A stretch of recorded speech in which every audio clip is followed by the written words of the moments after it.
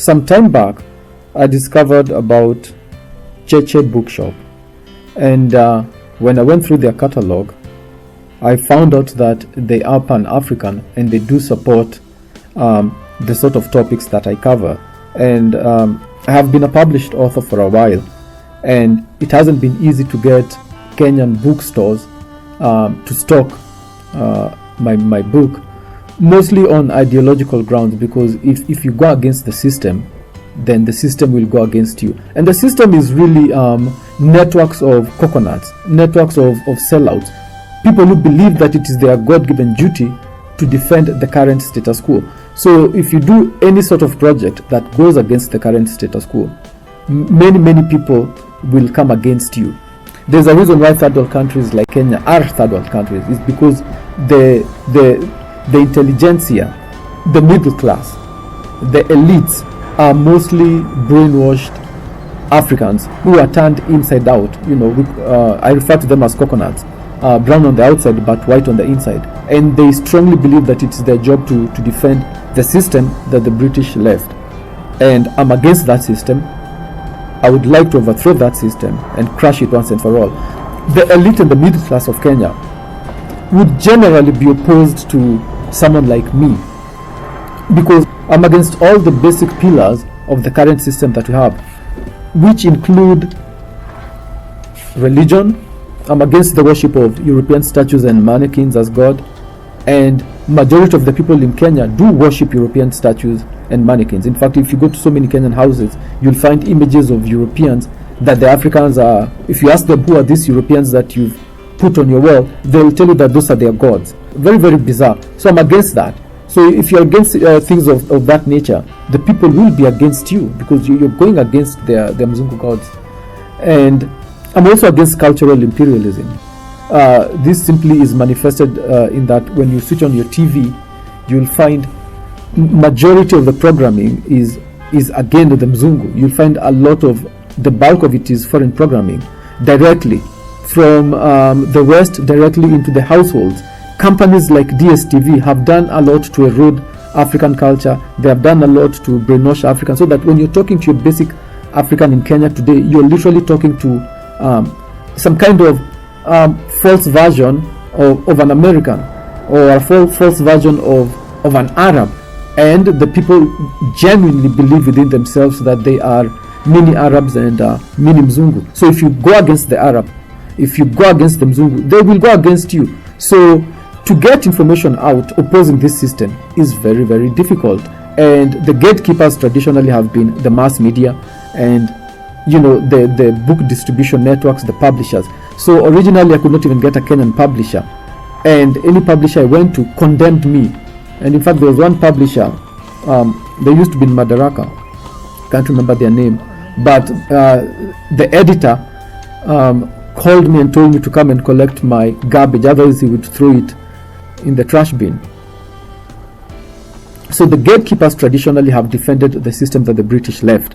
Now, with the invention and introduction of social media, people like us have been able to go around the gatekeepers. We've been able to go around the TV stations, the radio stations, and traditional publishing in order to reach the general population. And it has been working, because we've seen attitudes change towards the idea of mass poverty, towards the idea of complete and total foreign domination. A lot of people who felt that there was something wrong about the system are finally able to find each other, and hopefully with time we'll be able to overthrow the system. We've already seen the first social media revolutions in Africa, in Niger, Mali, and Burkina Faso.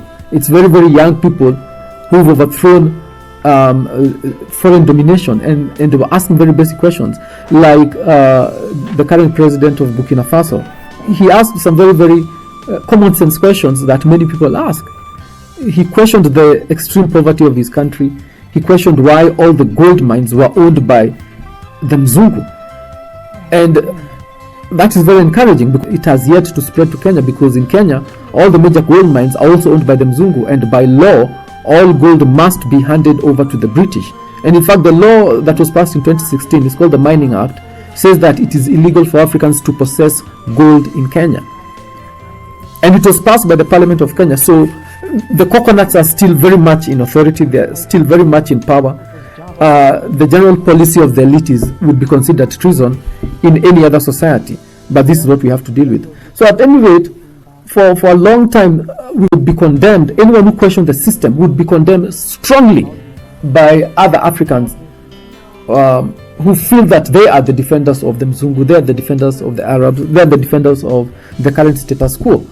So I discovered a bookshop called Cheche Bookshop and Cafe, and that was very encouraging because it was a space that someone created to allow this sort of ideas to find outlet in terms of the spoken word, poetry, published works, to organize, some community activism around, this sort of information. So it was a way to bypass the traditional bookshops, which would never tolerate a book like mine. You have to be praising neocolonialism for you to be able to get wide distribution in many bookshops in Kenya. And in fact, I remember when I was writing the book, I was using the library at University of Nairobi, and I got arrested for using that library to do research.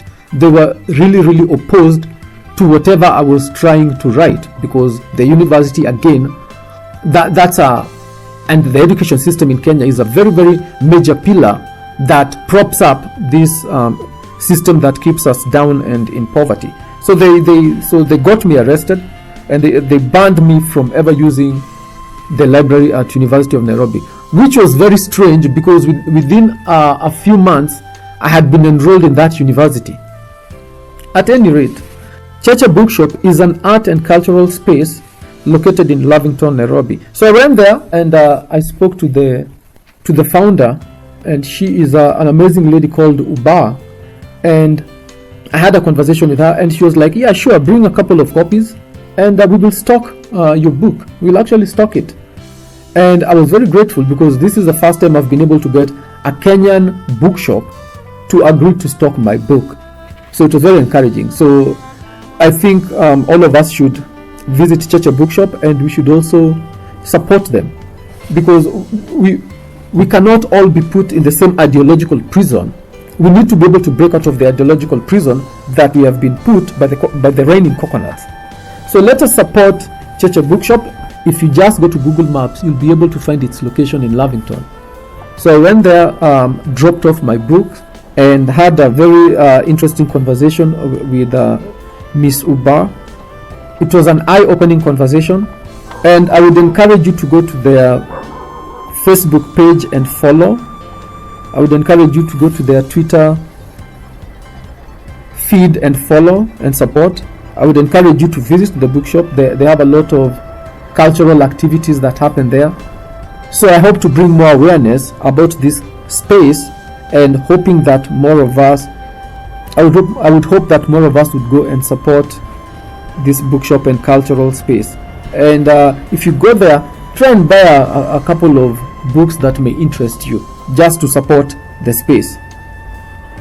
When you look at their feed, you'll see that they do support a lot of African writers that many bookshops in Kenya would never ever support or invite. If you wanted to meet a writer, if you wanted to meet authors, poets, you have a better chance of meeting them at Cheche Books. You'll almost find no other bookshop doing that kind of thing. So if we can support this bookshop in order to show other bookshops that it is worthwhile to support African causes, it is worthwhile to have an openness, it is worthwhile to be engaged within the community, that a bookshop is not just a place where you sell books, it's also a cultural and ideological space, and it should encourage freedom of thought rather than restricting freedom of thought by only stocking titles that support the current system.